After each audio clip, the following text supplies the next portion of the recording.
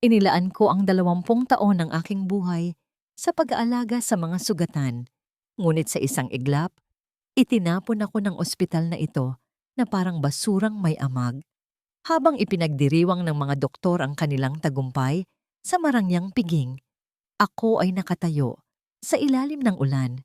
Yakap ang isang kahon ng mga gamit na kasing punit ng aking dangal. Ang tanging kasalanan ko ang maniwala sa himala ng mga kamay ng aking anak kaysa sa talim ng kanilang kutsilyo. Ngayong wala na akong matataguan, may puwang pa ba para sa isang unit na walang lisensya sa mundong ang tanging batayan ay diploma? Huwag kang mag-alala, Victoria. Pirma na lang ang kulang at tuluyan nang mawawala ang basurang yan sa ospital na ito. Matanda na si Tala. Amoy langis-langisan ang mga palad at wala ng puwang ang isang hamak na nurse na katulad niya sa ating modernong pasilidad. Isang pirasong basahan lang siya na handa nating itapon kapag marumi na. Nanigas ang aking buong katawan habang nakatayo sa labas ng pintuan ng opisina ni Dr. Victoria Altamirano. Ang boses na yon, malamig, mapang-api at puno ng pandidiri, ay nagmula sa taong itinuring kong higit pa sa isang boss sa loob ng 20 taon. Sa aking mga nanginginig na kamay, hawak ko ang isang tasang mainit na kape, ang paborito niyang barako na binili ko pa sa kanto, gamit ang huling barya sa aking pitaka. Gusto ko lang sana siyang pasalamatan dahil narinig kong pinoproseso na ang aking retirement fund, ang perang inaasahan ko para sa pag-aaral ni Isandro. Ngunit ang bawat salitang lumalabas sa kanyang bibig ay parang mga bubog na bumaon sa aking pandinig. Dahan-dahang hinihiwa ang aking puso. Ang tasa ng kape na kanina ay nagbibigay ng init sa aking mga palad ay tila naging isang mabigat na pasanin. Kasing bigat ng katotohanang hinahampas sa aking mukha. Ang bawat puyat, ang bawat gabing hindi ko tinulugan para bantayan ang mga pasyenteng iniwan ng mga doktor, at ang bawat sakripisyo ko para sa ospital na ito. Lahat ng iyon ay nauwi lang sa pagiging isang basurang walang pakinabang. Ramdam ko ang pagsikip ng aking dibdib, ang hanging tila ipinagkakait sa aking mga baga. Ang amoy ng Lysol at gamot na dati ay itinuturing kong amoy ng pag-asa. Ngayon ay tila sumasakal sa akin. Hindi ako makagalaw. Ang aking mga binti ay naging parang jelly, nawawalan ng lakas na suportahan ang bigat ng aking nararamdaman. Sa loob ng 20 taon, ibinigay ko ang aking kaluluwa sa puting unipormeng ito. Ngunit sa isang iglap, tila naging mantsa na lang ako na kailangang burahin.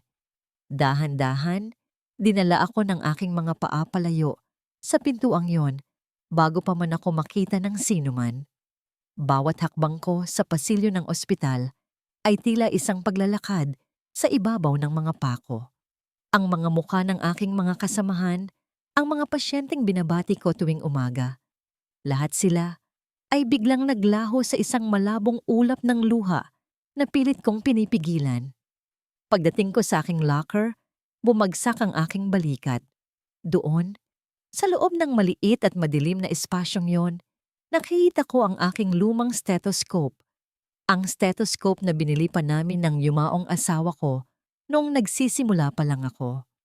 Ngunit ang unang sampal ay simula pa lamang. Pagbukas ko ng aking locker, isang puting sobre ang bumagsak sa sahig. Sa loob nito ay ang dokumentong hindi ko inaasahan. Isang formal na abiso ng aking terminasyon dahil sa gross negligence at unauthorized practice of medicine. Nadagdagan ng kirot nang mabasa ko ang mga pirma sa ilalim. Hindi lang si Dr. Victoria ang nagtaksil sa akin. Maging ang board of directors ay naniwala sa kanilang mga gawa-gawang kwento. At ang pinakamasakit, ang aking retirement fund na pinag-ipunan ko para sa kinabukasan ni Isandro ay kinansela dahil sa mga paratang na ito. Nanlabo ang aking paningin. Ang mundong binuo ko ng may katapatan at pagmamahal ay gumuho sa harap ng aking mga mata. Paano ko sasabihin kay Isandro? Paano kami mabubuhay Kung ang tanging dangal na mayroon ako ay kinuha na rin nila, tiningnan ko ang aking mga palad, ang mga palad na nagligtas ng libu-libong buhay, ang mga palad na pununan ng kulubot at peklat mula sa pagtatrabaho. Sa paningin nila, ito ay marumi at mababa. Lumabas ako ng ospital nang hindi lumingon. Sa labas, nagsimulang pumatak ang ulan. Malalaking butil na tila nakikiramay sa aking pagkadurog. Ang lamig ng tubig ay humahalik sa aking balat, ngunit mas matindi ang lamig na nananalaytay sa aking mga ugat. Habang naglalakad ako sa ilalim ng madilim na langit, tanging ang tunog ng aking sariling mga hakbang ang naririnig ko. Mabagal, pagod, at puno ng kawalang katiyakan. Sa dinami-dami ng bagyo na sinuong ko para sa kanila, bakit ako pa ang kailangang maiwan sa gitna ng ulan? Ganito na lang ba ang halaga ng 20 taon ng pagsisilbi? Isang pirasong papel na nagsasabing, wala na akong halaga, at isang mundong handa akong luraan habang ako ay nakadapa? Pakiusap, huwag ninyong putulin ang aking mga binti. Paano na ang mag-ina ko? Paano na ang buhay namin kung magiging lumpo ako? Ang boses ni Captain Leandro Salcedo ay tila isang mahinang kalos na nagmumula sa kailaliman ng isang hukay. Nakahiga siya sa kama ng ICU, puno ng mga tubo at nakabalot sa puting kumot na tila isang kabaong. Ang kanyang mga mata, na dati ay puno ng gilas bilang isang sundalo, ngayon ay tila 2 tuyong balon ng desperasyon. Sa labas ng makapal na salamin, nakita ko si Maribel, ang kanyang asawa, na nakahawak sa kanyang lumalaking tiyan habang humihikbi ng walang tunog. Dapat ay wala na ako rito. Dapat ay nag-eempake na ako ng aming mga gamit sa dormitoryo. Ngunit nang makita ko ang hitsura ni Maribel kanina sa pasilyo, ang mukha ng isang inang natatakot para sa kinabukasan ng kanyang anak, ay hindi ako nakapihit palayo. Ang aking uniforme ay basang-basa pa rin ng ulan, dumidikit sa aking balat na tila isang paalala ng aking kahihiyan, ngunit mas matindi ang hapdi ng tungkulin sa loob ng aking dibdib. Sa tabi ko, si Isandro ay nakatayo ng tahimik. Ang kanyang mga kamay ay nakatago sa bulsa ng kanyang kupas na jacket. Ramdam ko ang panginginig ng kanyang mga balikat. Alam ko ang takot na nararamdaman niya. Sa mundong ito na puno ng mga makinang kumikislap at mga doktor na may titulong kasing haba ng tren, ano nga ba ang laban ng isang batang ang tanging yaman ay ang turo ng kanyang lolo Matias? Isandro, anak, bulong ko, halos hindi iginagalaw ang aking mga labi. Ang bawat segundo na lumilipas ay tila isang mabigat na hakbang ng kamatayan. Ito na ang pagkakataon natin. Hindi lang para sa kanila, kundi para patunayan na may halaga ang mga kamay na ito. Dahan-dahang lumapit si Isandro sa gilid ng kama. Ang amoy ng antiseptic ay sumasagupa sa amoy ng takot na namamayani sa silid. Inilabas niya ang isang maliit na bote ng langis ng niyog na may kasamang mga ugat ng halaman, isang lihim na pamana na hindi matatanggap ng agham. Nang dampi niya ang kanyang mga daliri sa naninigas at nangingitim na balat ng binti ni Leandro, tila tumigil ang pag-ikot ng mundo. Ang bawat pagpisil ni Isandro ay maingat, tila naghahanap ng buhay sa gitna ng mga namatay na himaymay. Ang init ng kanyang mga palad ay dahan-dahang lumilipat sa malamig na katawan ng sundalo. Nakita ko ang pawis na namumuo sa noo ni Isandro. Ang bawat patak ay simbolo ng bigat ng pananagutang pinasako sa kanya. Kung magkakamali kami rito, hindi lang lisensya ang mawawala sa akin. Maaari kaming mabulok sa kulungan. Tita Tala, mahinang tawag ni Leandro. Ang kanyang mga mata ay bahagyang bumukas. Ano po ang ginagawa ninyo? Sabi ng mga doktor. Wala na silang magagawa. Huwag kang makinig sa kanila, Leandro. Sagot ko habang maingat na nakamasid sa pintuan ng ICU. Ang bawat yabag ng sapatos sa labas ay tila isang dagok sa aking puso. Maniwala ka sa amin. Maniwala ka sa himalang hindi kayang ipaliwanag ng mga libro. Sa gitna ng katahimikan, naramdaman ko ang isang kakaibang enerhiya sa loob ng silid. Ang bawat galaw ni Isandro ay tila isang sayaw ng pag-asa at panganib. Ngunit sa likod ng aking isipan, may isang tanong na paulit-ulit na kumakatok. Paano kung tama ang mga doktor? Paano kung lalo lang naming pinapahirapan ang taong ito? Biglang huminto si Isandro. Ang kanyang mga mata ay nanlaki habang nakatitig sa paa ni Leandro. Nakita ko ang bahagyang paggalaw ng hinlalaki ng sundalo. Isang maliit na senyales, ngunit sapat na upang magdala ng baha ng emosyon sa aking sistema. Bago pa man ako makahinga ng maluwag, narinig ko ang mahinang pagpihit ng doorknob. Isang matangkad na anino ang nakatayo sa pintuan. Ang liwanag mula sa pasilyo ay nagpapakita ng isang figurang pamilyar, ngunit kinatatakutan ko ang malamig na tinig ni Dr. Victoria Altamirano ay bumasag sa katahimikan ng gabi. Anong sa tingin ninyo ang ginagawa ninyo sa pasyente ko? Naramdaman ko ang panunuyo ng aking lalamunan. Ang bawat sakripisyo ko, ang bawat pangarap namin ni Isandro ay tila nakabitin sa isang manipis na sinulid na handa ng maputol. Guard! Ilabas ang mga linta na ito! Ngayon din! Ang boses ni Dr. Victoria ay parang kidlat na tumama sa gitna ng silid. Nag-iiwan ng nakatutulig na ugong sa aking pandinig. Hindi ko mabitawan ang maliit na bote ng langis na hawak ko. Ang init nito ay tila huling piraso ng buhay na pinanghahawakan ko sa gitna ng napakalamig na ospital na ito. Lumapit ang dalawang lalaking nakauniforme. Ang kanilang mabibigat na hakbang ay yumanig sa sahig ng ICU, tila mga hatol ng kamatayan na papalapit sa amin ni Isandro. Doktora, nakita niyo naman. Gumalaw ang paa niya. Nagkaroon ng reflex. Ang pagsusumamo ko ay tila hangin lang na dumaan sa harap ng kanyang mukhang parang pader na semento. Walang emosyon, walang awa.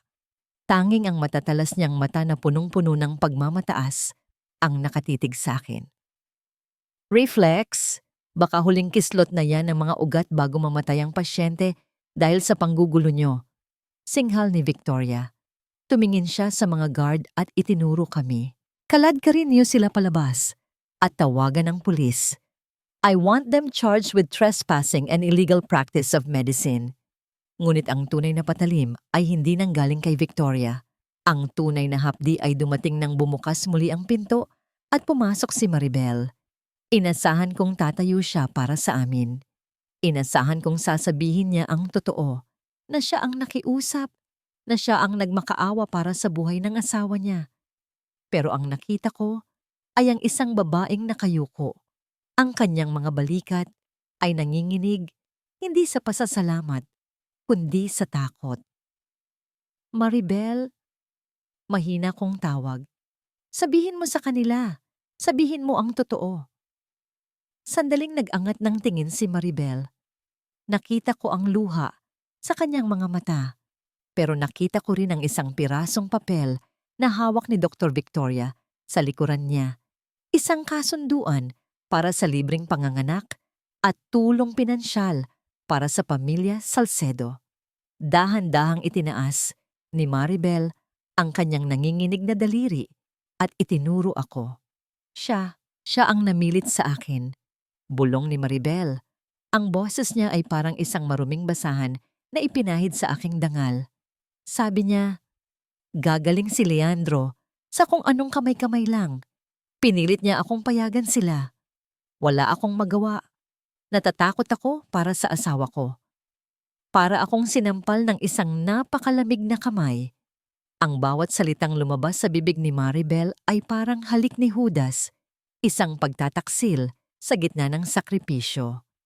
Ang babaeng pinagpuyatan ko, ang babaeng kinaawaan ko, siya pa ang humukay ng libingan ng aking karera. Kinaladkad kami ng mga guard palabas ng ICU. Wala akong nagawa, kundi yakapin ng mahigpit si Isandro na noon ay nakatungo lang, tila isang batang nawalan ng lahat ng pag-asa sa mundo.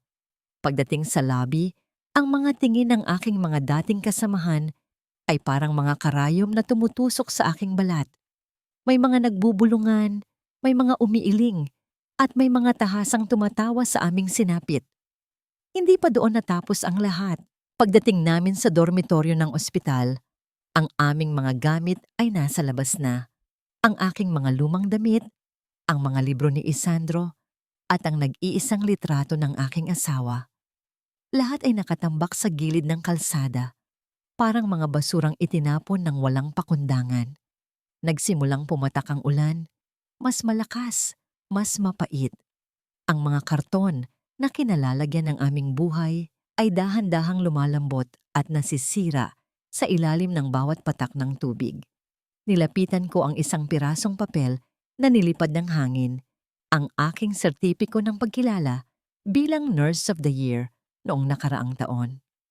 Ngayon, ang tinta nito ay kumakalat na, nabubura sa ilalim ng ulan, tila ang aking dangal na tuluyan na ring naglaho sa putikan. Napaupo ako sa basang semento, ang lamig ay unti-unting nanunuot sa aking Tiningnan ko si Isandro na pilit na isinasilong ang litrato ng kanyang lolo Matias sa ilalim ng kanyang kupas na jacket. Ganito na lang ba? Ang lahat ng kabutihang itinanim ko? Ang lahat ng pagsisikap kong maging tapat? Ganito na lang ba ang kabayaran? Isang pagtataksil mula sa taong iniligtas mo at isang kalsadang puno ng putik bilang tahanan? Hindi lamang putik ang dumidikit sa balat.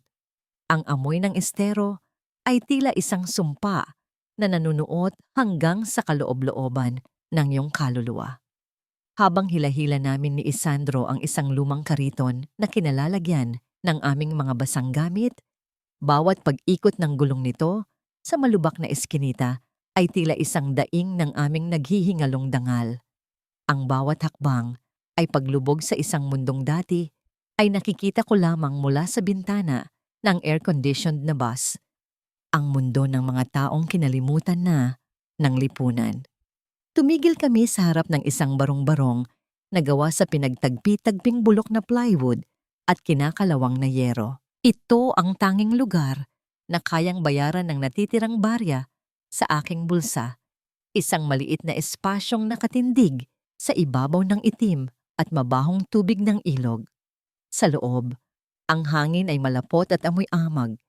Isang matinding kabaligtaran sa malamig at malinis na pasilyo ng ospital na naging tahanan ko sa loob ng 20 taon. Nay, dito na po ba tayo? Mahinang tanong ni Isandro. Ang kanyang boses ay tila isang sugatang ibon na naghahanap ng masisilungan. Nakita ko ang panginginig ng kanyang mga kamay habang inilalapag ang huling kahon ng aming mga gamit. Ang mga matang dati ay puno ng kislap habang nag-aaral ng hilot. Ngayon ay puno na ng anino ng pagsisisi. Wala akong maisagot. Inilabas ko ang isang maliit na gasera at sinindihan ito.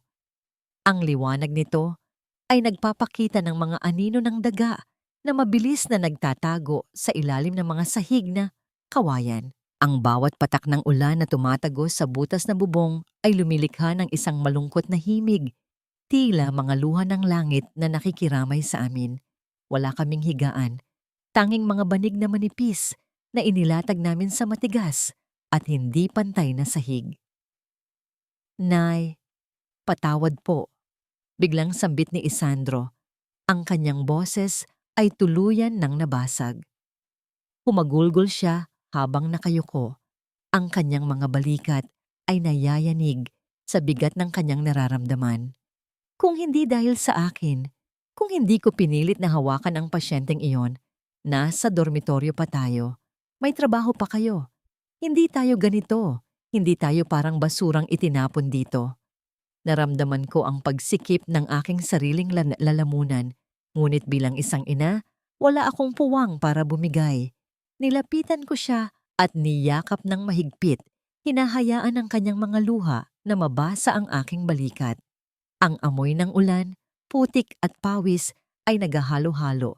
Ngunit sa gitna ng lahat ng iyon, ang init ng aming yakap, ang tanging bagay na tunay. Hindi mo kasalanan ang maging mabuti, anak. Bulong ko sa kanyang tainga, habang hinahaplos ang kanyang magaspang na buhok. Ang mundong ito ang may problema. hindi ang iyong mga kamay. Mawala man ang lahat sa atin, ang trabaho, ang pera, ang bahay, hinding-hindi nila makukuha ang ating dangal. Magtitiis tayo, Isandro. Ang tiis ay hindi pagsuko.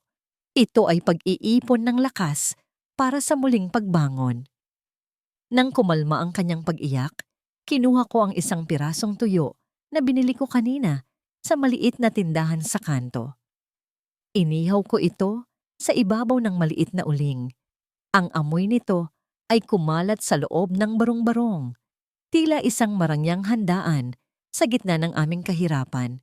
Hinati ko ang tuyo at inilagay sa ibabaw ng malamig na kanin na ibinigay ng isang mabait na kapitbahay. Iyon ang aming unang hapunan sa estero. Isang pirasong tuyo para sa 2 taong nawalan ng lahat, ngunit may hawak na higit pa sa ginto. Pinanood ko si Isandro na kumakain. Bawat subo ay puno ng pasasalamat sa kabila ng lahat. Sa sandaling iyon, sa gitna ng amoy ng basura at dilim, naramdaman ko ang isang kakaibang uri ng kapayapaan. Ang gutom ay hindi lamang ingay sa tiyan. Ito ay isang pagpapaalala na tayo ay buhay pa. At habang may buhay, may pagkakataon para sa himala. Hihiga na sana kami nang mapansin ko ang isang bagay sa sulok ng aming silid. Isang luma at kinakalawang na lata na ginagamit na panahod sa tumutulong ulan. Ang tunog ng bawat patak ng tubig sa loob nito ay tila isang tibok ng puso, mabagal, matatag, at hindi tumitigil. Paano kami sisibol sa gitna ng ganitong karumihan? Paano namin gagawing lunas ang amoy ng estero na tila nais kaming lamunin ng buo? Tumingin ako sa labas ng butas na dingding, sa malabong liwanag ng buwan na sumasalamin sa itim na tubig ng ilog. Bukas, kailangan naming magsimula muli. Ang buhay sa estero ay hindi lamang pakikipaglaban sa gutom, kundi pakikipagtuos sa katahimikan ng paglimot ng lipunan. Ngunit sa gitna ng alingas-ngas ng mga langaw at amoy ng nabubulok na basura, doon ko natagpuan ang isang uri ng paglilingkod na hindi kayang bayaran ng anumang sahod sa ospital. Ang aming barong-barong na dati ay simbolo ng aming pagkatalo ay dahan-dahang nagiging kanlungan ng mga taong ang tanging pag-aari ay ang kanilang mga sugat at pananalig. Isang umaga, habang sinusubukan kong linisin ang aming maliit na espasyo, isang mahinang katok ang narinig ko sa aming pinto, nayari sa pinagtagpit-tagping kahon. Pagbukas ko, tumambad sa akin si Aling Nena, ang aming kapitbahay na naglalako ng kakanin. Kalong niya ang kanyang 7 taong gulang na anak na si Boyet, na ang binti ay nanunuyo at tila walang buhay. Aling Tala, pakiusap po. Hikbi ni Nena, ang kanyang mga mata ay puno ng puyat at pagod. Sabi nila, may milagro raw ang mga kamay ng anak ninyo. Wala na kaming pambili ng gamot at itinaboy na kami sa health center dahil wala kaming pambayad sa laboratorio. Tumingin ako kay Isandro. Nakita ko ang pag-aalinlangan sa kanyang mga mata, ang anino ng takot, na baka muli kaming usigin. Ngunit nang makita niya ang maliit na paa ni Boyet, ang kanyang mga balikat ay dahan-dahang lumuwag. Lumapit siya at kinuha ang bote ng langis na gawa sa katas ng niyog at mga halamang gamot na pinulot namin sa gilid ng riles. Huwag po kayong matakot, Aling Nena, bulong ni Isandro habang dahan-dahang inilalapag ang bata sa aming manipis na banig. Ang init ng sikat ng araw na tumatagos sa butas na yero ay tumatama sa kanyang mga palad. Tila nagbibigay ng basbas sa bawat galaw niya. Habang pinapanood ko ang aking anak, naramdaman ko ang isang kakaibang init sa aking dibdib. Ako, na dating nakasuot ng mapuputing uniforme at sumusunod sa bawat utos ng mga doktor, ay narito ngayon, sa gitna ng putikan, naglilinis ng sugat gamit ang pinakuluang tubig sa lata ng biskwit. Ngunit dito, nararamdaman ko ang tunay na tibok ng buhay. Walang titulong kailangang protektahan, walang politikang kailangang sakyan. Tanging ang dalisay na layuning makapagtanggal ng sakit. Dahan-dahang minasahe ni Isandro ang mga ugat ni Boyet. Ang bawat pagpisil niya ay may kasamang panalangin na tanging siya lang ang nakakaalam. Lumipas ang ilang oras, ang amoy ng langis ay humalo sa amoy ng tuyong kahoy at pawis.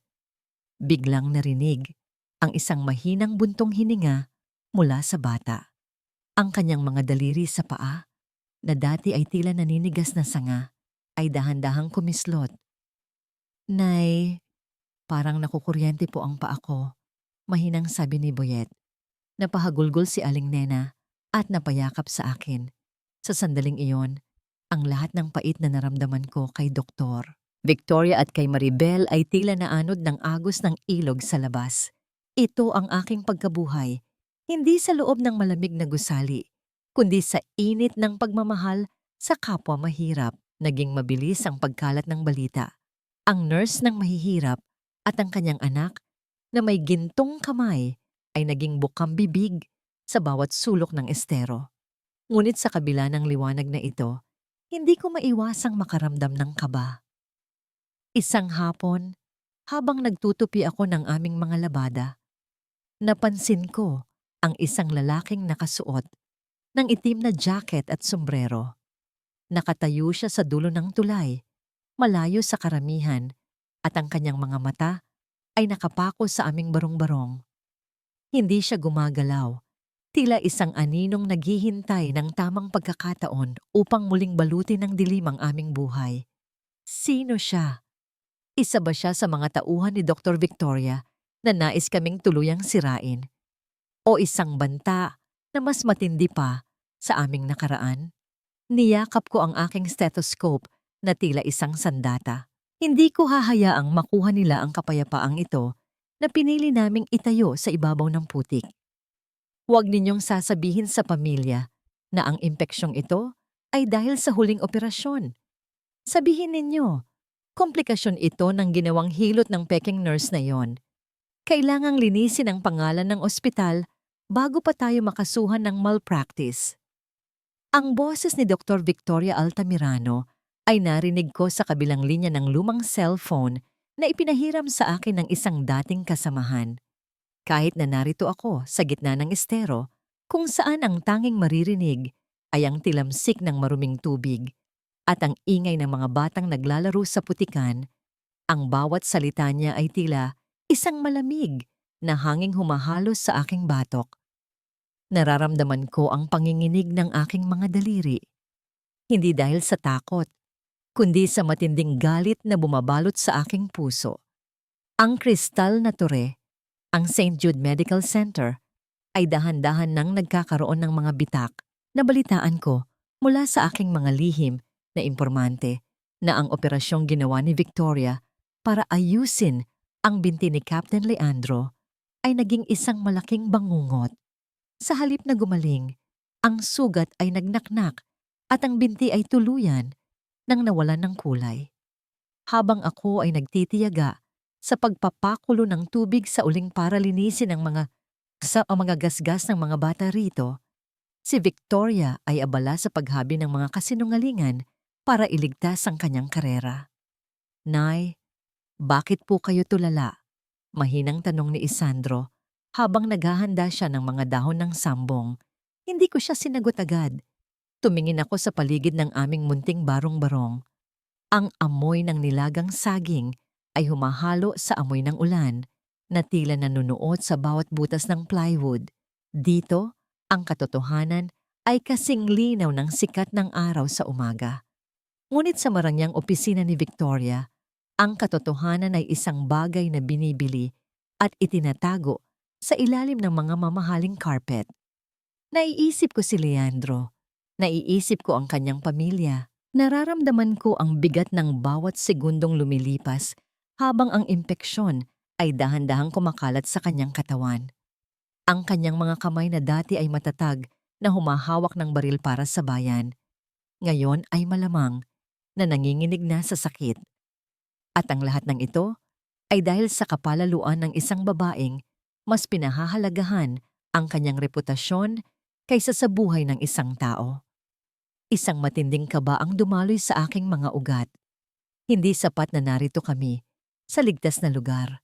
Hindi sapat na tumutulong kami sa mga mahihirap. Habang nananatiling nakatayo ang tore ni Victoria sa ibabaw ng mga kasinungalingan, walang sino man ang tunay na ligtas.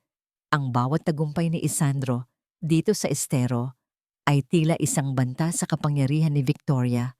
At alam kong hindi siya titigil hanggang sa tuluyan kaming maglaho. Dahan-dahan kong ibinaba ang cellphone. Ang bawat tibok ng aking puso ay tila isang babala. Ang lason ng kapalaluan ay mas mapanganib pa sa anumang impeksyon sa binti. Habang tinitingnan ko ang aking mga kamay na puno ng peklat at kulubot, ay mas lalo kong naramdaman ang tawag ng katarungan. Hanggang kailan mananatiling nakatago ang dumi sa ilalim ng mga puting gown? Hanggang kailan magiging biktima ang mga taong ang tanging hangad ay mabuhay ng may dangal? Sa gitna ng dilim ng estero, naramdaman ko ang muling pag-aalab ng isang apoy sa aking dibdib. Ang digmaang ito ay hindi pa tapos. Ito ay nagsisimula pa lamang. Tala, pakiusap, wag po. Narinig ko ang isang pamilyar na tinig mula sa labas ng aming pinto. Isang tinig na puno ng takot at pagsisisi. Nang buksan ko ang pinto, tumambad sa akin si Maribel. Ngunit hindi na siya ang maayos na babaeng nakita ko sa ospital. Ang kanyang buhok ay gulo-gulo. Ang kanyang mga mata ay mugto sa pag-iyak. At ang kanyang mga kamay ay nanginginig habang nakahawak sa kanyang malaking tiyan. Naitala, ayaw na po niyang kumain. Sabi ni Leandro, mas gusto pa niyang mamatay kaysa maging lumpo sa kamay ni Dr. Victoria. Isasakdal daw niya ang ospital. Pero natatakot ako. Natatakot ako na baka tuluyan na siyang mawala sa akin. Ang cliffhanger na ito ay tila isang malakas na hampas sa aking sikmura. Ang katarungang hinihintay ko ay dumating sa paraang hindi ko inaasahan, ngunit may kalakip na napakataas na presyo, ang buhay ni Leandro. Huwag kang luluhod sa harap ko, Maribel. Ang putik sa sahig na ito ay mas malinis pa kaysa sa mga salitang lumalabas sa iyong bibig. Ang aking boses ay parang isang matalas na labaha na humiwa sa mahalumigmig na hangin ng hapon. Nakatayo ako sa harap ng aming barong-barong, hawak ang isang basahan na ginagamit ko sa paglilinis ng mga sugat ng mga batang lansangan. Ang aking mga daliri ay nanginginig, hindi dahil sa lamig ng ulan, kundi sa nag-aalab na alaala ng sandaling itinuro ako ni Maribel sa loob ng ICU. Ang bawat luhang dumadaloy sa kanyang pisngi ngayon ay tila walang halaga kumpara sa bawat patak ng ulan na tiniis namin ni Isandro nang itapon kami sa kalsada. Patawad na itala. Nagmakaawa po ako dahil wala akong pagpipilian. Tikbi ni Maribel, ang kanyang mga kamay ay pilit na humahawak sa laylayan ng aking kupas na duster. Tinanakot ako ni Dr. Victoria. Sabi niya, kung hindi ako papayag na idiin kayo, hindi nila ooperahan si Leandro. Pero tingnan niyo po, lalo lang siyang nabulag sa sakit. Ang binti niya, amoy mamatay na po ang laman. Tumalikod ako.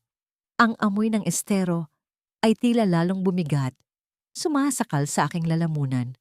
Gusto ko siyang itaboy. Gusto kong sabihin na sisingilin siya ng tadhana sa kanyang ginawa. Ngunit bago ko pa mabigkas ang mga salitang iyon, isang hindi pamilyar na tunog ang bumasag sa ingay ng komunidad. Ang ugong ng isang mamahaling makina ng sasakyan na dahan-dahang tumitigil sa dulo ng maduming eskinita. Isang matandang lalaki ang bumaba, nakasuot ng plansadong polo at may bitbit na lumang leather na bag. Sa gitna ng putikan at basura, ang kanyang hitsura ay tila isang anghel na naligaw sa impyerno. Siya si Dr. Aurelian Cruz, ang iginagalang na dating chief of medicine na matagal nang nagretiro. Tala Inigo, tawag niya sa aking pangalan. Ang kanyang boses ay may dalang awtoridad, ngunit puno ng respeto.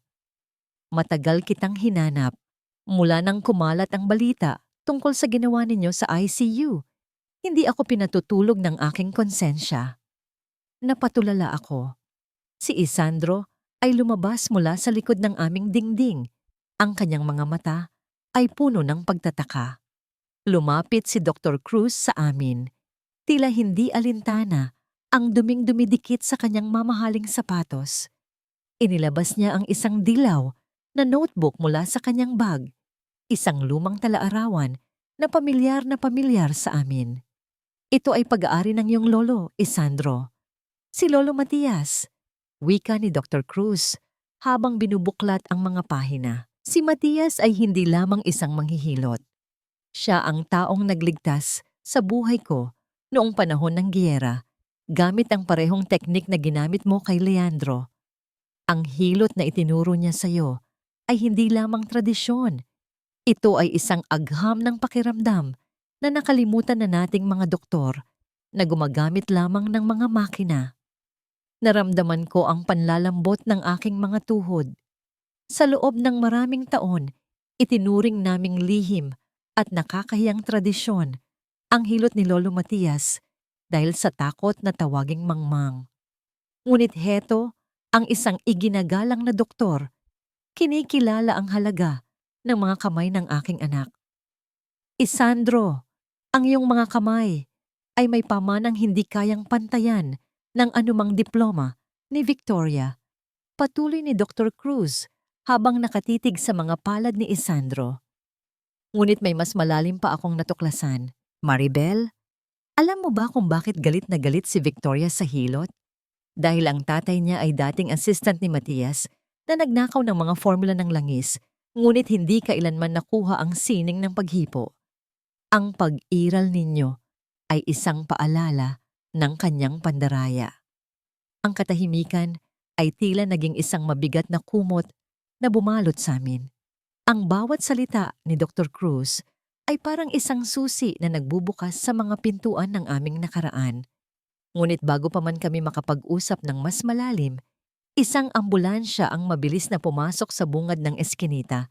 Ang kanyang pulang ilaw ay nagbibigay ng nakakatakot na kulay sa madidilim na dingding ng estero. Mula sa loob, lumabas ang mga tauhan ng ospital na hapo at tarantang-taranta. Dr. Cruz, tulungan niyo po kami. Si Captain Leandro. Nag-stop ang tibok ng puso niya habang inililipat namin. Ayaw siyang tanggapin ng ibang ospital dahil sa tindi ng impeksyon.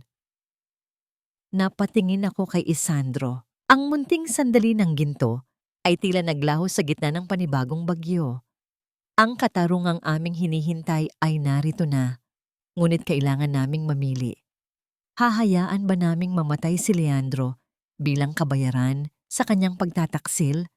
O gagamitin namin ang mga kamay na hinamak nila para sa huling pagkakataon?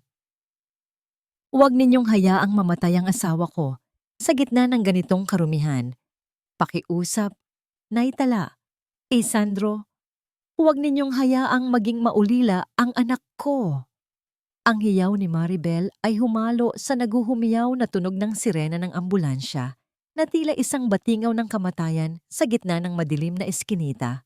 Ang mapulang ilaw ng sasakyan ay paulit-ulit na humahalik sa maruming tubig ng estero, nagbibigay ng isang nakakatakot at madugong kulay sa paligid. Ang mga tauhan ng ospital na dati ay matatayog ang tingin sa amin. Ngayon, ay tila mga basang sisiw na nanginginig habang pilit na binobomba ang dibdib ni Leandro sa loob ng sasakyan. Nakatayo ako sa gitna ng ulan. Ang bawat patak ng tubig ay tila mga karayom na tumutusok sa aking balat. Tumingin ako kay Leandro, ang lalaking iniligtas namin, ngunit naging mitya ng aming pagbagsak. Ang kanyang mukha ay kasing puti na ng papel, at ang kanyang binti na nakalabas sa kumot ay naglalabas ng isang amoy na mas masahol pa sa nabubulok na basura sa paligid namin. Ito ang karma na sinasabi nila. Ngunit bakit tila walang tamis ang lasa ng paghihiganti? Bakit ang tanging nararamdaman ko ay ang pamilyar na kirot ng tungkulin? Isandro, anak, anong gagawin natin? Mahina kong tanong. Ang aking boses ay halos malunod sa ingay ng ulan. Tumingin sa akin si Isandro. Nakita ko sa kanyang mga mata ang labanan ng galit at habag. Ang kanyang mga kamay, na dati ay hinamak at tinawag na marumi, ay nakakuyom sa kanyang gilid. Sa likod namin, ang aming mga kapitbahay sa estero ay dahan-dahang naglalapitan, may bitbit na mga payong na butas-butas at mga sulo, tila mga saksi sa isang ritual ng buhay at kamatayan.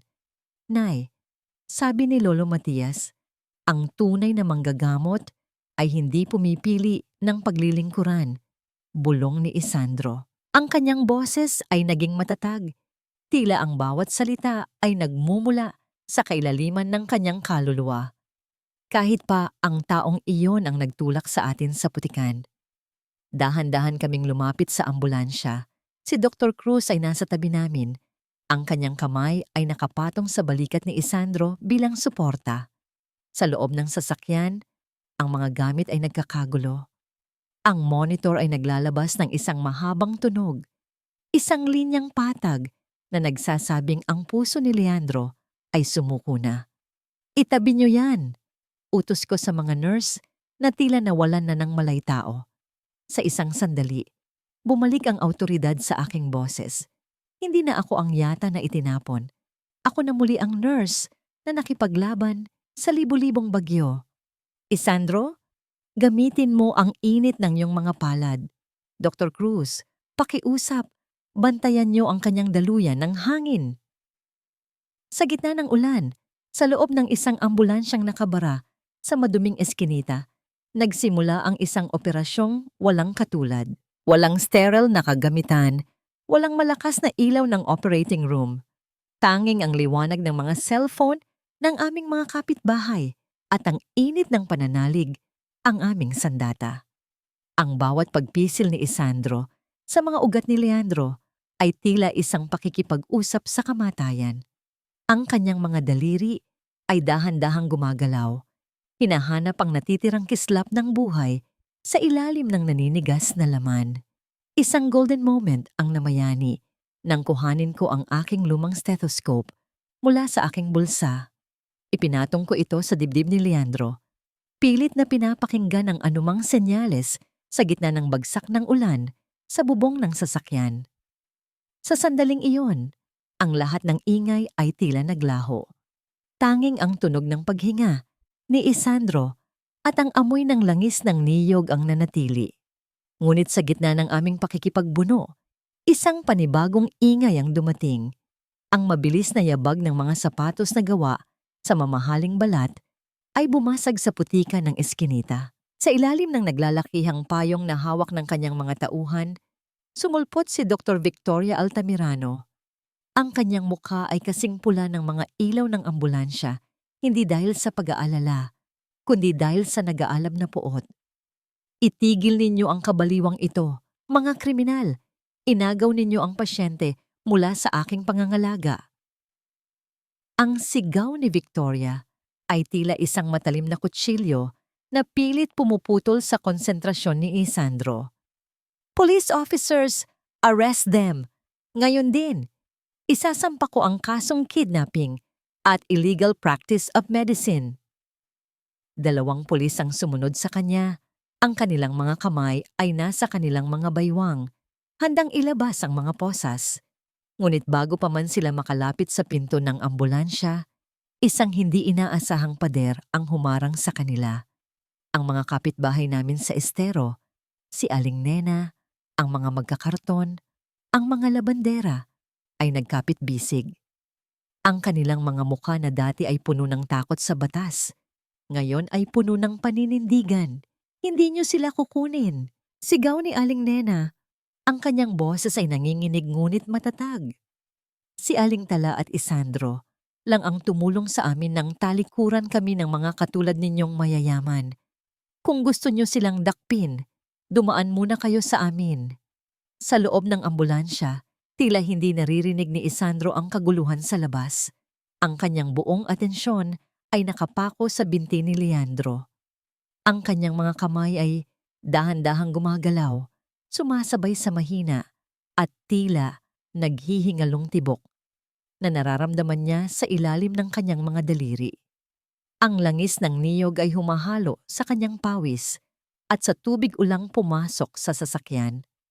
Isandro, huwag kang hihinto, bulong ko, habang ang aking mga mata ay nakatitig sa monitor na hanggang ngayon ay nagpapakita pa rin ng tuwid na linya. Huwag mong hayaang manalo ang kanilang galit.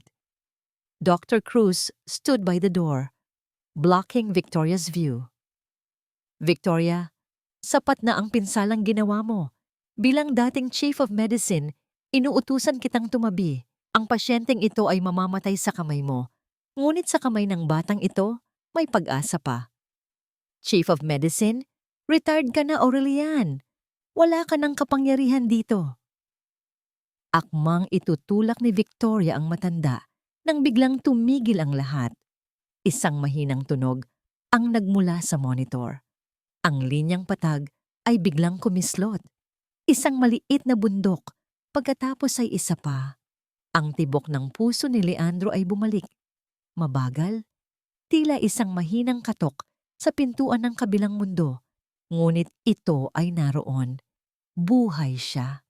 Nay, hingal ni Isandro, ang kanyang muka ay kasing puti ng papel sa tindi ng pagod. Nararamdaman ko na po, ang daloy ng dugo. Bumabalik na. Napaiyak ako sa tuwa, ngunit ang aking kaligayahan ay panandalian lamang. Nang lumingon ako sa pintuan, nakita ko ang isa sa mga pulis na nakalusot sa barikada. Hawak na niya ang braso ni Isandro at mabilis na ikinabit ang malamig at kumikinang na posas sa kanyang mga manipis na pulso. Isandro Inigo, you are under arrest. Wika ng pulis sa isang malamig na tono. Tumingin ako kay Victoria. Sa kabila ng milagrong nangyari sa harap ng kanyang mga mata, isang mapait at mapang-uyam na ngiti ang sumilay sa kanyang mga labi. Alam niya, kahit na nailigtas namin ang buhay ni Leandro, ang batas ay nasa panig pa rin ng mga taong may diploma at kapangyarihan. Napatingin ako kay Maribel na nakahawak sa kanyang tiyan, umiiyak sa tabi ng kanyang asawa. Nailigtas namin ang ama ng kanyang anak, ngunit kapalit nito ay ang kalayaan ng aking anak. Paano kami lalaban sa isang sistemang mas pinahahalagahan ang papel kaysa sa tibok ng puso?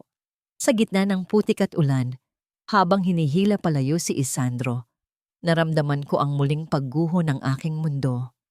Ngunit sa pagkakataong ito, wala nang luha ang lumalabas sa aking mga mata. Tanging ang nagbabagang apoy ng katarungan ang natitira. Huwag mong dungisan ang aking mga kamay ng iyong mga luha, Maribel. Ang bawat patak na yan ay kasing pait ng apdong ipinainom mo sa amin. Nakatayo ako sa tapat ng bakal na rehas ng presinto.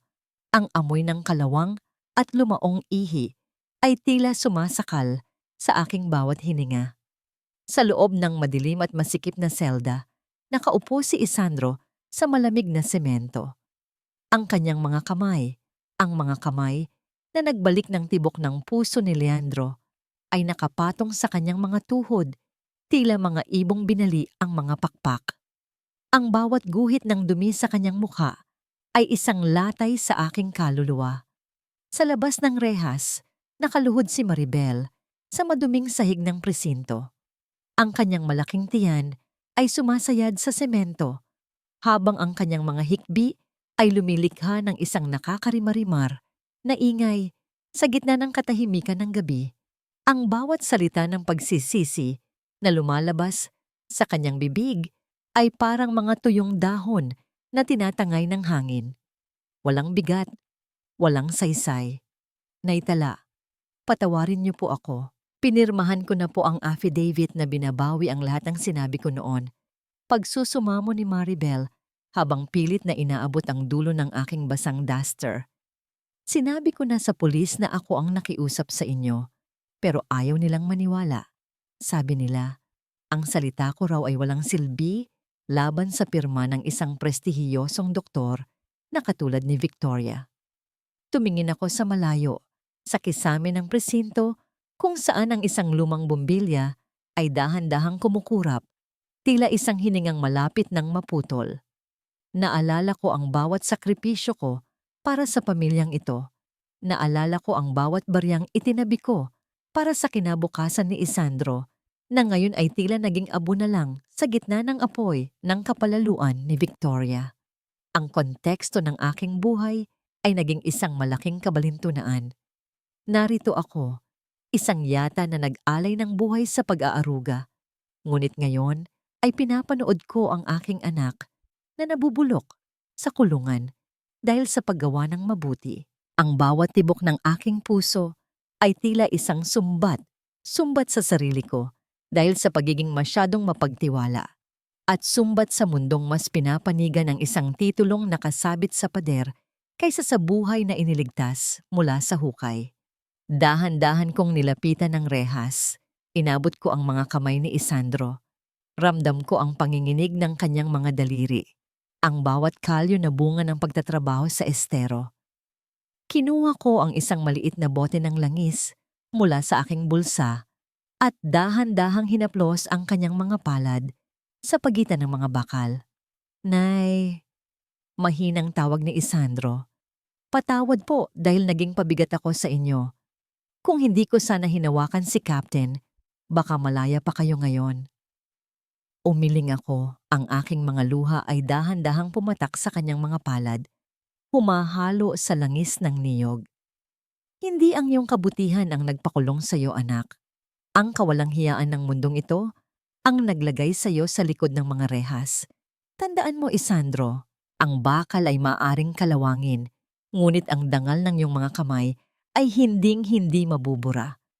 Biglang bumukas ang pintuan ng presinto nang may kalakasan. Pumasok ang isa sa mga pulis. Ang kanyang mukha ay puno ng pagmamadali at tila may dalang balitang hindi maganda. Alintala, kailangan ninyong sumama sa amin sa ospital ngayon din. Wika ng pulis habang mabilis na kinukuha ang kanyang sombrero. Si Captain Leandro, muling bumabagsak ang kanyang vital signs. Tumangging gumalaw si Dr. Victoria dahil natatakot siyang masisi kung tuluyan ng mamatay ang pasyente. Ngunit bago mawalan ng malay si Captain, ang pangalan ninyo, ang pangalan ni Isandro, ang tanging binabanggit niya. Ang cliffhanger na ito ay tila isang muling pag-ikot ng tadhana sa isang malupit na paraan. Ang taong naging dahilan ng aming pagkakakulong ay muling tumatawag sa amin mula sa pintuan ng kamatayan. Ngunit sa pagkakataong ito, si Isandro ay nasa loob ng rehas at ang tanging susi ay nasa kamay ng taong nais kaming mawasak. Sa gitna ng desperasyon, naramdaman ko ang isang malamig na takot. Paano ko ililigtas ang taong nagtraidor sa amin kung ang tanging gamot ay nakakulong sa likod ng bakal na ito? Mamamatay siya.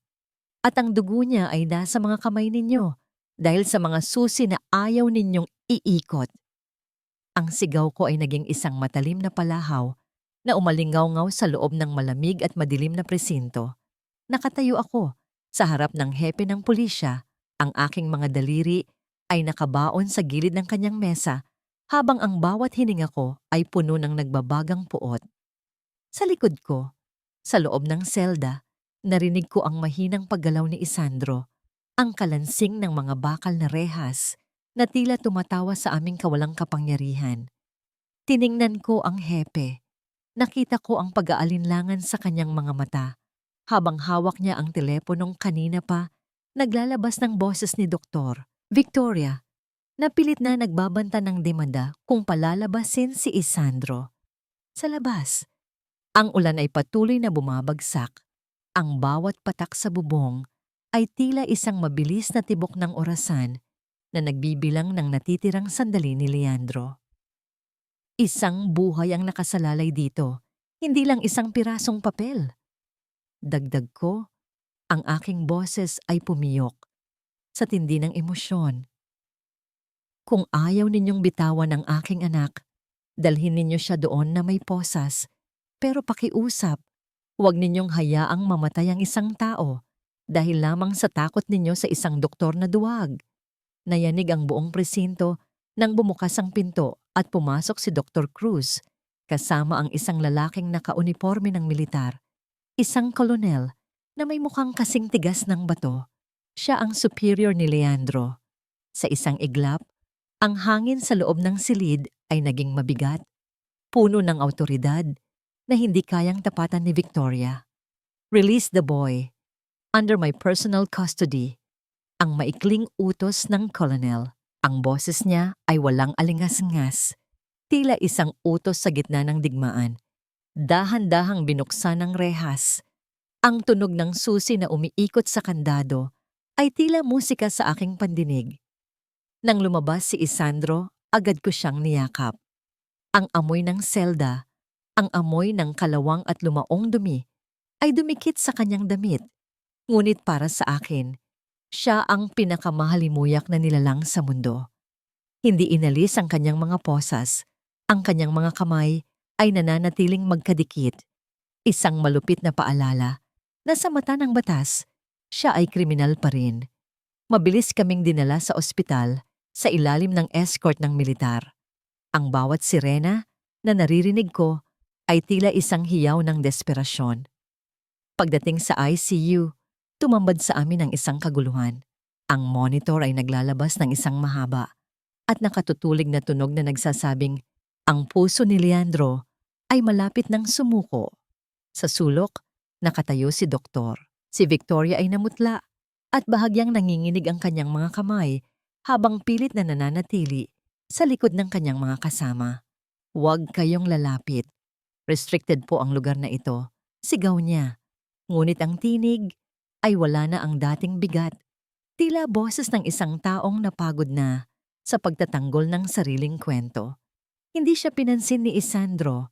Sa kabila ng pagod at tensyon na bumabalot sa kanya, dahan-dahan siyang lumapit sa kama ni Leandro. Mabagal ang kanyang mga hakbang, maingat ang bawat galaw, na para bang ayaw niyang gambalain ang katahimikang pumupuno sa silid. Nang idampi niya ang kanyang mga daliri sa kamay ni Leandro, tila humupa ang lahat ng ingay sa paligid. Ang mundo ay lumiit. Naiwan lamang ang katahimikan at ang bigat ng sandaling iyon. Pinagmasdan ko ang aking anak. Nakapikit ang kanyang mga mata at ang buong mukha niya ay tila nakatuon sa isang tahimik na pakikipaglaban. Isang paniniwalang may pag-asa pa. Isang paghahanap ng lakas sa kabila ng pagod ng katawan. At sa sandaling iyon, ang silid ay napuno hindi ng sigawan o galit, kundi ng isang taimtim na pag-asa na ayaw pang bumitaw. Ang golden moment ay naganap nang makita ko ang mga posas ni Isandro na dahan-dahang nababasa ng kanyang sariling pawis at dugo mula sa pagkagasgas ng bakal sa kanyang balat. Ang pagsasakripisyo niya ay hindi lamang para sa buhay ni Leandro, kundi para sa katarungang matagal nang ipinagkait sa amin. Gumising ka, Captain, bulong ni Isandro. Ang boses niya ay puno ng kapangyarihan at pagmamahal. Huwag kang sumuko sa dilim. Sa gitna ng tensyon, biglang tumigil ang mahabang tunog ng monitor. Isang maliit na kislot sa screen, isang tibok. Pagkatapos ay isa pa. Ang bawat mata sa loob ng ICU ay nakatitig sa monitor na tila nakakita ng isang himala mula sa langit. Bumabalik na ang vital signs. Bulong ni Dr. Cruz, ang kanyang boses ay nanginginig sa labis na katuwaan. Lumingon ako kay Victoria. Ang kanyang mukha ay naging parang abo. Alam niya na sa sandaling ito, hindi lang si Leandro ang nabuhay. Nabuhay din ang katotohanan na pilit niyang ibinaon. Ngunit sa gitna ng aming tagumpay, isang nurse ang mabilis na pumasok, hawak ang isang legal na dokumento. Doktora Victoria, may mga tauhan ng NBI sa labas. May dala silang warrant para sa inyong mga record. May nag-leak ng mga original na test results ni Captain Leandro bago ang inyong operasyon. Ang cliffhanger na ito ay tila isang mabilis na kidlat sa gitna ng bagyo. Ang katarungan ay dumarating na, ngunit habang tinitingnan ko ang aking anak na nakaposas pa rin sa tabi ng pasyenteng iniligtas niya, isang tanong ang nananatili sa aking isipan. Sapat na ba ang paggaling ni Leandro para mabura ang latay ng bakal sa mga kamay ng aking anak? O ang tagumpay na ito ang magiging mitya ng isang mas malaking labanan na maaaring ubusin ang lahat ng natitira sa amin? Ang bawat piraso ng papel na sinunog mo ay hindi sapat para itago ang bahid ng dugo sa iyong konsensya, Victoria. Ang boses ko ay naging isang malamig na bulong na tila mas malakas pa sa sigaw ng mga taong nagkakagulo sa labas ng opisina ni Dr. Victoria Altamirano. Nakatayo ako sa pintuan, pinapanood ang isang babaeng dati ay tinitingnan ko ng may paggalang. Ngunit ngayon ay tila isang sugatang hayop na pilit na nagtatago sa sulok. Ang mga tauhan ng NBI ay abala sa pagkuha ng mga dokumento. Ang tunog ng pagbukas at pagsasara ng mga drawer ay tila mga dagok ng martilyo sa kabaong ng kanyang karera. Nakita ko ang panginginig ng mga kamay ni Victoria habang pilit niyang itinatago ang isang maliit na folder sa ilalim ng kanyang desk. Ngunit bago pa niya ito magawa, ang kamay ni Dr. Cruz ay humarang. Ang katarungan ay hindi na isang pangarap lamang. Ito ay isang katotohanang dahan-dahang lumalamon sa bawat kasinungalingang itinayo niya sa loob ng maraming taon. Tapos na ang paghahari mo, Victoria. Wika ni Dr. Cruz, ang kanyang boses ay puno ng pait at panghihinayang. Ang orihinal na laboratory results ni Captain Leandro na nagpapatunay na hindi kailangan ng operasyon. Narito na sa amin. Ang bawat barya na tinanggap mo mula sa mga supplier kapalit ng mga palpak na kagamitan ay nakatala na rin. Isang golden moment ang namayani nang lumabas kami ng opisina at bumalik sa ICU. Doon, sa harap ng lahat ng mga doktor at nurse na dati, ay tumalikod sa amin. Nakatayo ang kolonel sa tabi ni Isandro. Dahan-dahan niyang kinuha ang susi mula sa kanyang bulsa. Ang tunog ng pagpihit ng bakal sa loob ng kandado ng mga posas ay tila isang huling buntong hininga ng kawalang katarungan. Nang malaglag ang mga posas sa sahig, ang tunog ng pagtama ng metal sa semento ay tila isang hiyaw ng kalayaan. Nilapitan ko si Isandro. Ang kanyang mga pulso ay mapula at may mga sugat mula sa pagkagasgas ng bakal, ngunit ang kanyang mga mata ay nanatiling maliwanag. Hinawakan ko ang kanyang mga kamay, ang mga kamay na nagligtas ng buhay sa kabila ng pagiging bilanggo. Hinaplos ko ang bawat sugat niya, ang bawat kalyo, habang ang aking mga luha ay dahan-dahang dumadaloy sa aking mga pisngi. Malaya ka na, anak, bulong ko. Wala na ang mga rehas, wala na ang mga pusas. Sa loob ng ICU, dahan-dahang iminulat ni Captain Leandro ang kanyang mga mata. Nang makita niya kami, isang mahinang ngiti ang sumilay sa kanyang maputlang labi.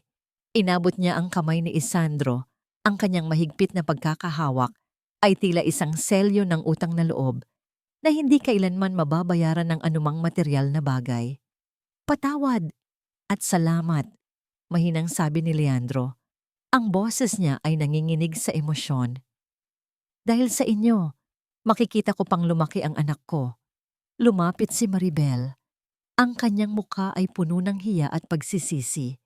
Lumuhod siya sa harap ko, hindi bilang isang biktima, kundi bilang isang taong nagnanais na linisin ang kanyang kaluluwa.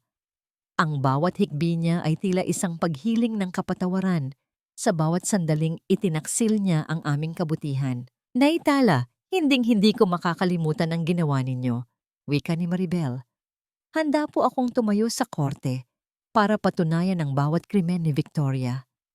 Handa akong ibalik ang lahat ng nawala sa inyo.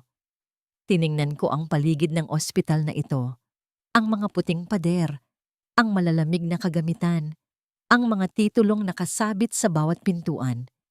Nilapitan ako ng administrator ng ospital, dala ang isang dokumentong nagsasabing ibinabalik na ang aking lisensya, ang aking posisyon, at dodoblehin pa ang aking sahod bilang bayad sa pinsalang ginawa nila. Ngunit dahan-dahan akong umiling. Ang corona na ibinibigay nila sa akin ngayon ay tila wala ng ningning. Ang bawat pait na tiniis ko sa loob ng ospital na ito ay nagbukas sa aking mga mata sa isang mas malaking katotohanan. Salamat, ngunit hindi ko na kailangan ang posisyong ito. Wika ko ng may buong paninindigan. Ang paggagamot ay hindi dapat nakakulong Sa loob ng isang gusaling mas pinahahalagahan ng pera kaysa sa buhay. Babalik kami sa estero, doon kung saan ang aming mga kamay ay tunay na kailangan. Ang cliffhanger na ito ay nagiiwan ng isang matamis na tagumpay, ngunit may dalang panibagong tanong.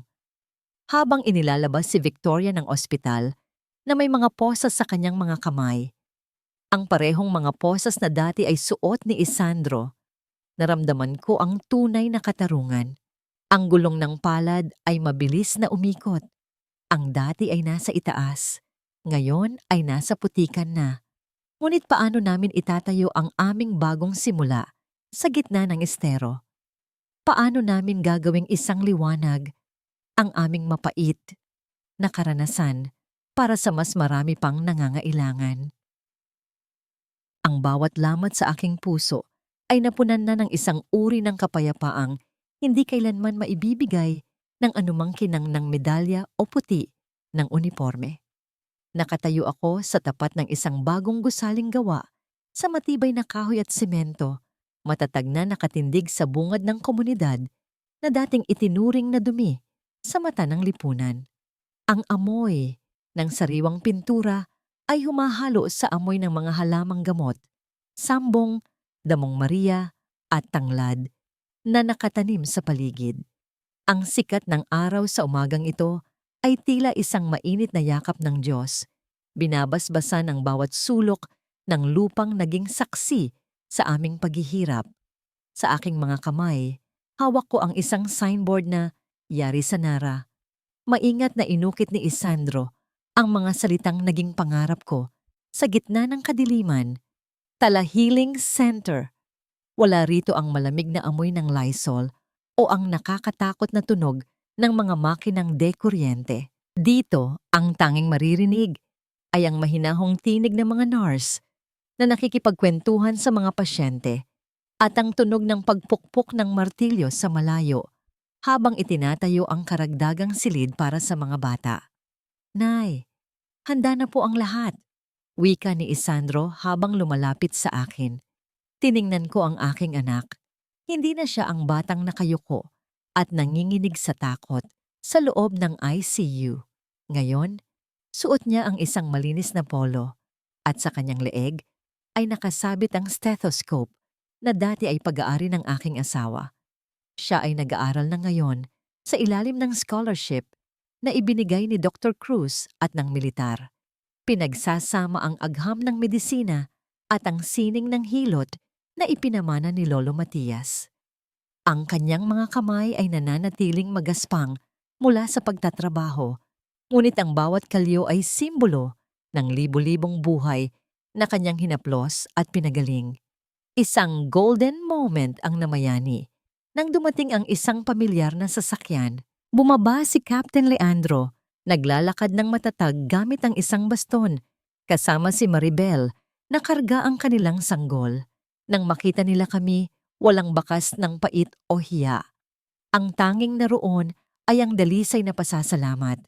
Lumapit si Leandro at hinawakan ang kamay ni Isandro, isang pagpupugay mula sa isang sundalo patungo sa kanyang tunay na tagapagligtas. Salamat sa hindi pagsuko sa akin, Isandro. Salamat sa pagtayo para sa katarungan na itala. Wika ni Leandro. Ang kanyang boses ay puno ng kagalakan. Pumasok kami sa loob ng center. Ang mga bintana ay malalaki. Hinahayaang pumasok ang sariwang hangin mula sa ilog na ngayon ay unti-unti na ring nililinis ng komunidad. Ang mga kurtinang puti ay dahan-dahang sumasayaw sa hangin. Tila mga bandila ng tagumpay. Dito, ang mga mahihirap ay hindi na kailangang magmakaawa para sa kalinga. Ang bawat tao na pumapasok ay tinatanggap ng may respeto, anuman ang amoy ng kanilang suot o ang laman ng kanilang pitaka. Sa sulok ng center, nakita ko ang portrait ni Lolo Matias. Tila nakangiti siya sa amin, masaya dahil ang kanyang pamana ay hindi na kailangang ikahiya o itago sa dilim. Ang hilot ay kinikilala na ngayon bilang isang lehitimong paraan ng rehabilitasyon. Salamat sa paninindigan ni Dr. Cruz na ngayon ay madalas ding bumibisita rito para magturo. Naramdaman ko ang isang matinding bugso ng kaligayahan. Ang tiis na itinanim ko sa gitna ng putikan ay nagbunga na ng isang matamis na ani. Hindi man kami yumaman sa pera, ang yaman ng pagmamahal at paggalang na natatanggap namin mula sa mga taong ito ay sapat na para sa isang buhay. Ang katarungan ay hindi lamang ang pagkabilanggo ni Victoria.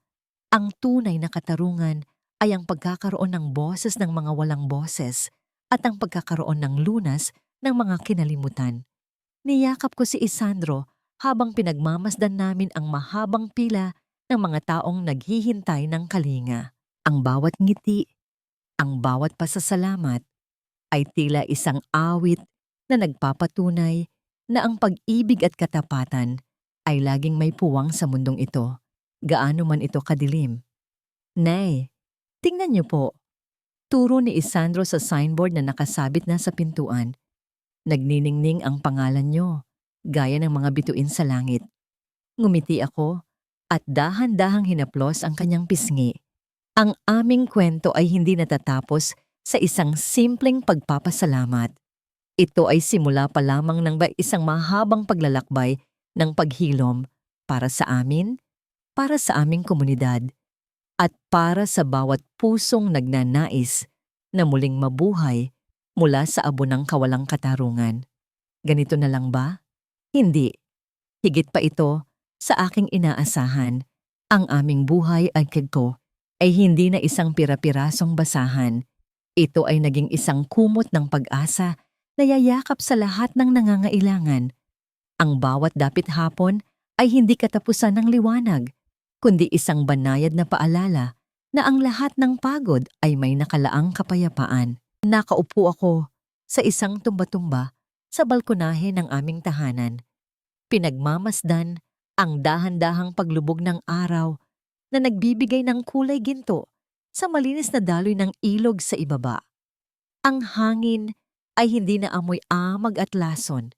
Ito ay amoy ng mga sariwang dahon at ang masarap na samyo ng nilulutong hapunan mula sa kusina. Sa loob ng maraming taon, ang tanging pangarap ko ay ang makaligtas sa bawat araw. Ngunit ngayon, habang naririnig ko ang mahinahong tinig ni Isandro na nagtuturo sa isang grupo ng mga kabataang nagnanais ding maging manggagamot, nararamdaman ko ang tunay na kahulugan ng tagumpay. Ang katarungan ay hindi lamang ang pagpataw ng parusa sa mga nagkasala, kundi ang pagpapatuloy ng kabutihan sa kabila ng lahat ng sakit na naranan.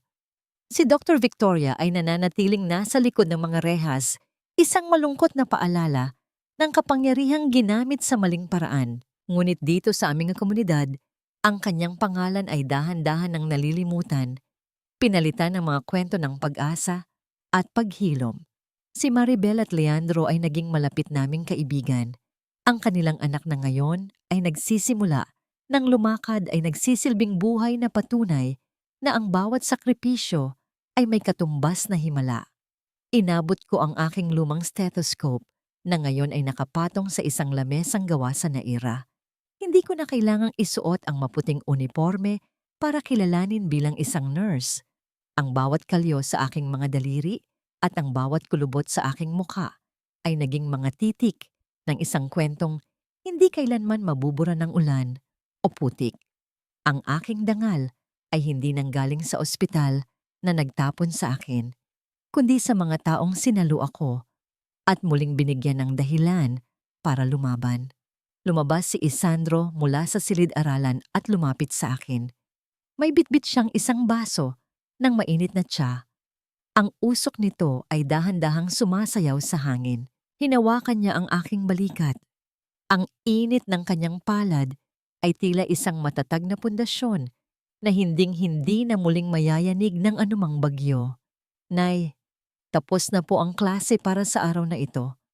Bulong niya ng may ngiti sa kanyang mga mata. Sabi ng mga bata, gusto raw nilang matutunan ang tungkol sa tibok ng puso bukas.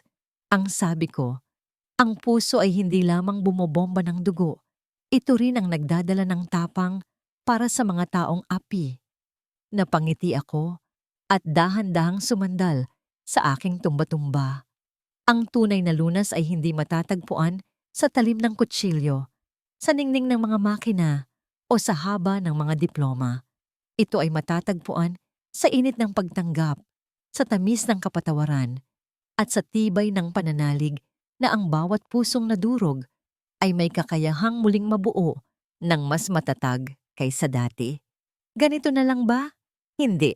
Dahil ang aming paglalakbay ay patuloy na nagniningning, gaya ng pangalang ibinigay sa akin, isang tala na laging gagabay sa mga naliligaw sa dilim, hanggang sa ang lahat ay makahanap ng kanilang sariling daan patungo sa liwanag at kapayapaan. Dahan-dahang pumikit ang aking mga mata habang dinaduyan ng himig ng kalikasan. Sa wakas, ang aming mga kamay ay hindi na nakakuyom sa galit.